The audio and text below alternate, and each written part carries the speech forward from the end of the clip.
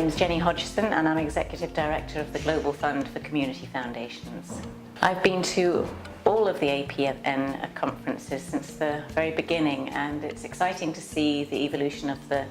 conversation, both in terms of what African philanthropy is and could be. And I think as we are facing a kind of challenging moment, not just within Africa, but globally, some of the questions surfacing in the African context about how do you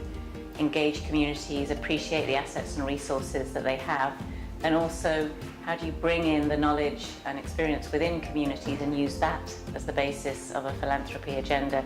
is increasingly important both within Africa and in other conversations that are happening in other parts of the world. I think this is the first APN conference where we've specifically included the dimension of power in the title of the conference. It's always surfaced in the past,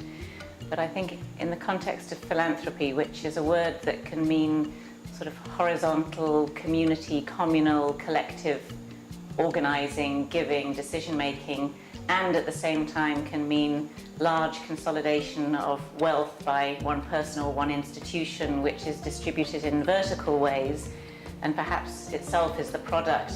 of a lack of power within the economic financial systems that we're in, where few people do very well and so are able to create foundations. I think it's been really important actually to name that as part of the framework of the conversations that we've been having, so that it becomes a central lens through which we have all of our conversations, rather than something that just surfaces on the edges. I think APN has a really important role to play, particularly if we're talking around the dimensions of philanthropy and power. For individual members of APN, we often end up tending to negotiate bilaterally around issues of power, often around funding and donors. And it can be quite hard to critique a system when you're also benefiting from resources from it, and you're trying to get resources to be able to do your work. So the collective voice of APN, the safe space, the fact that we can come together and advocate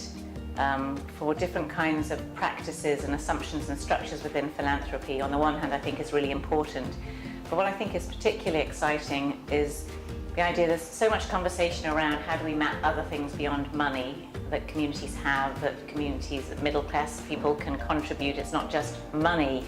So can we really use as a platform to start bringing together some of our best thinking about what some of those metrics and indicators might be, and in doing so compose a narrative that is not just the one about money and linear growth and scale, because I think that's actually offers a very compelling way to understand communities and community development globally. We know that money doesn't solve problems. Money injected into communities that have relationships of trust and assets and capacity lands on a completely different environment where things can happen. So I feel like there's an opportunity for some of us to come together and really start thinking about what is that narrative, what is the story we want to tell, what is the evidence we need to be able to show that alternative voice.